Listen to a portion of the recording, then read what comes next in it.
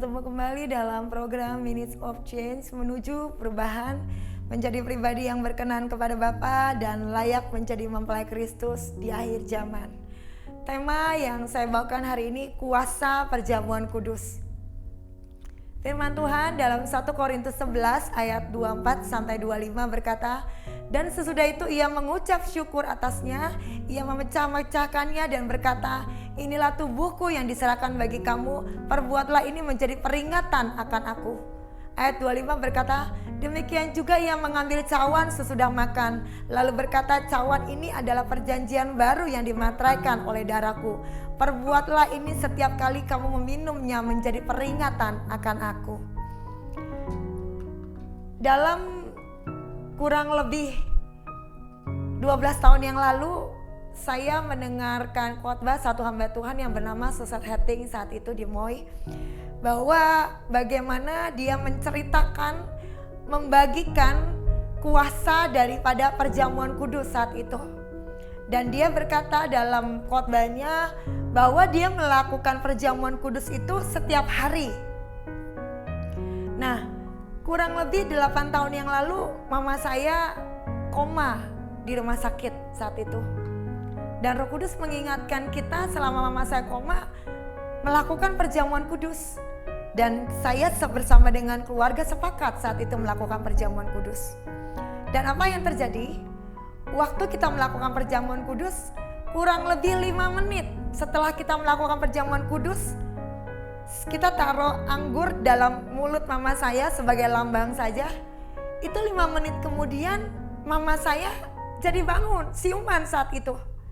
Saya melihat dan saya mengalami dampak dari kuasa perjamuan kudus. Nah, tahun lalu bulan 3, dalam doa saya Roh Kudus berbicara kepada saya, kamu lakukan perjamuan kudus setiap pagi selama pandemi ini. Lalu karena Tuhan berfirman lewat Roh Kudusnya, saya melakukan. Ini rema yang Tuhan berikan. Ada perjanjian, ada rema yang Tuhan berikan buat saya secara pribadi saat itu. Dan saya melakukannya setiap pagi bersama dengan suami dalam saat teduh kita.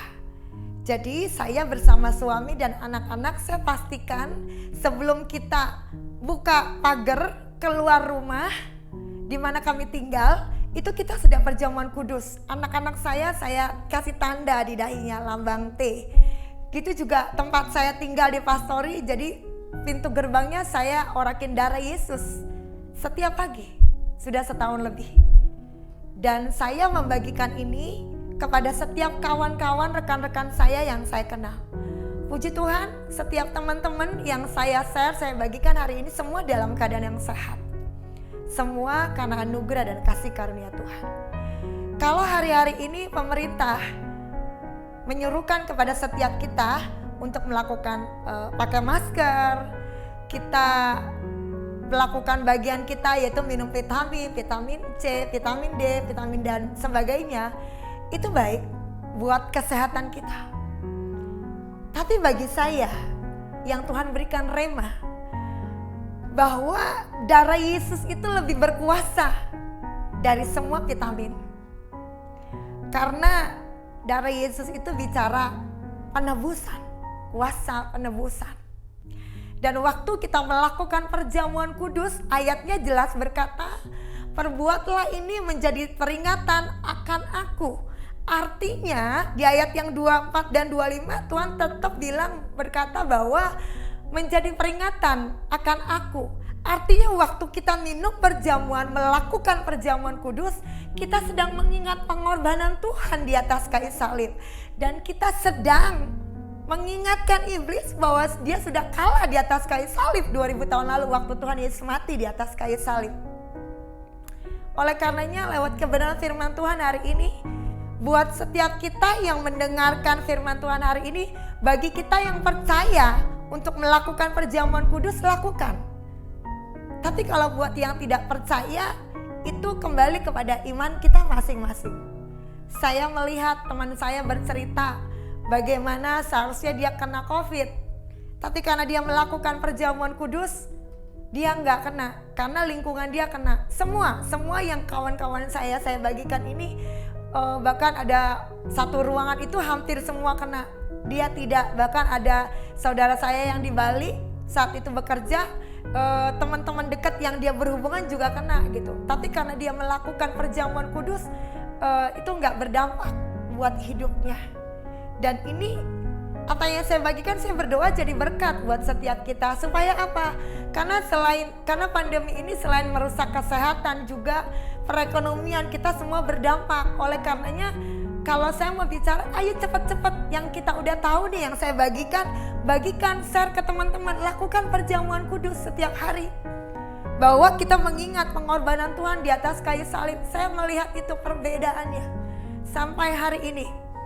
Dan karena saya percaya waktu setiap pagi kita melakukan ini, kita mengingat pengorbanan Tuhan di atas kayu salib, kita nggak mungkin hidupnya asal-asalan. Mungkin dulu sebelum pandemi kita hidupnya asal-asalan, perjamuan sebulan sekali di gereja sekedar gitu.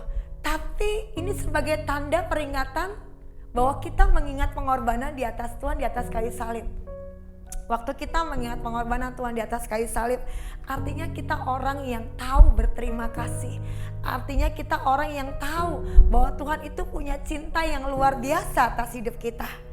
Dan kita pasti waktu kita mengingat pengorbanan Tuhan di atas kayu salib, kita nggak akan hidup serampangan lagi.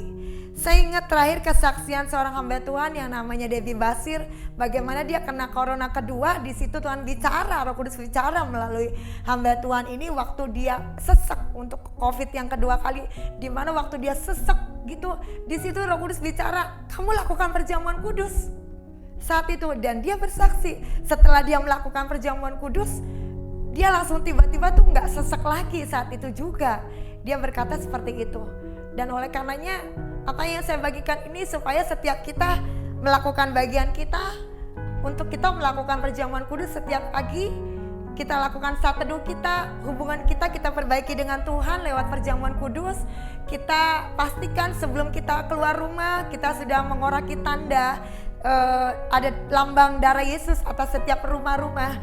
Karena firman Tuhan kalau kita lihat dari